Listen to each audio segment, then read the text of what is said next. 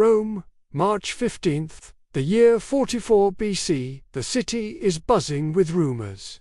A man, adored by the people, feared by the Senate, is about to make history, but not in the way he imagined.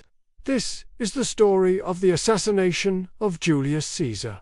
Julius Caesar, general, politician, visionary, in the years before his death, he had transformed Rome from a chaotic republic into a state under his near-absolute control.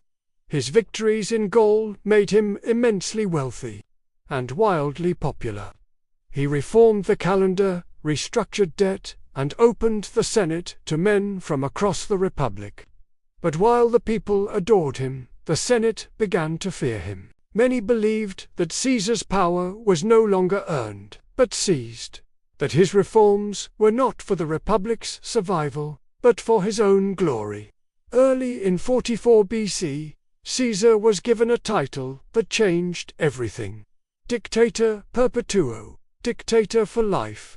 For many senators, this was a step too far. The republic, with its centuries-old checks and balances, seemed on the verge of death. A group of around 60 senators decided something had to be done.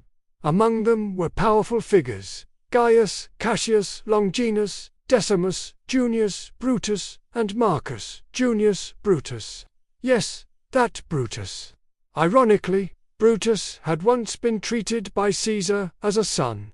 The conspirators feared that if Caesar lived, Rome would never again see a free Senate. They imagined themselves as saviors of liberty. Following the example of their ancestors, who had expelled kings centuries earlier, they called themselves the Liberators. Their goal: kill Caesar and save the Republic. Their plan: strike when he would be unguarded during a Senate meeting in the theatre of Pompey.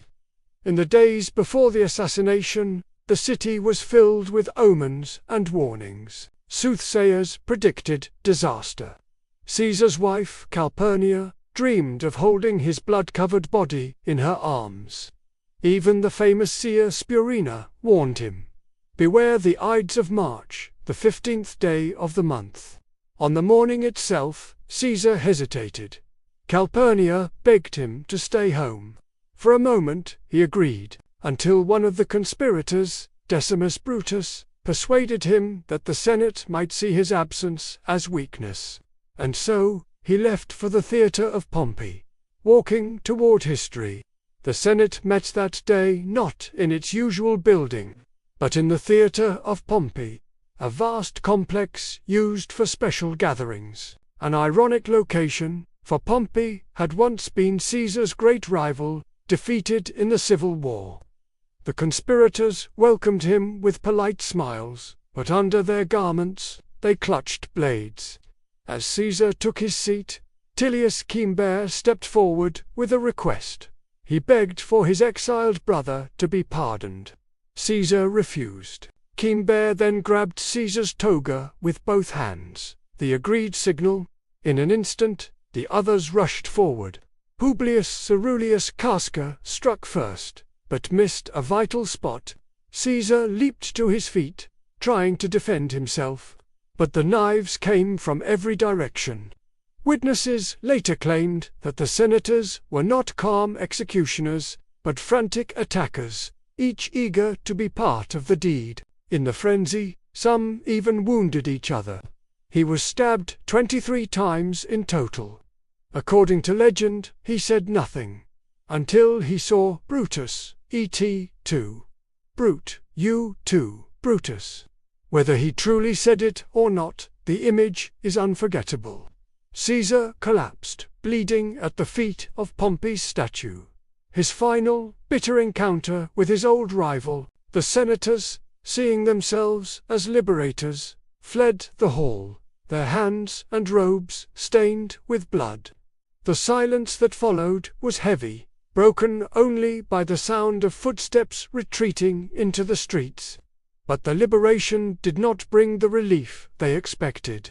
Instead of gratitude, Rome was filled with outrage. The people loved Caesar. They saw the senators not as heroes, but as murderers. Mark Antony, Caesar's ally and consul, seized the moment. At Caesar's funeral, he displayed the bloodied toga, stirring the crowd into a riot. The conspirators were forced to flee for their lives. Within months, civil war erupted again. The republic the conspirators swore to protect was gone forever. In its place rose the Roman Empire, under Caesar's adopted heir, Octavian, later known as Augustus.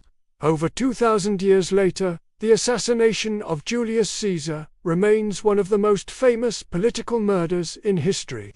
It is a story of power, loyalty, betrayal, and the irony that the killing meant to save the Republic only hastened its end.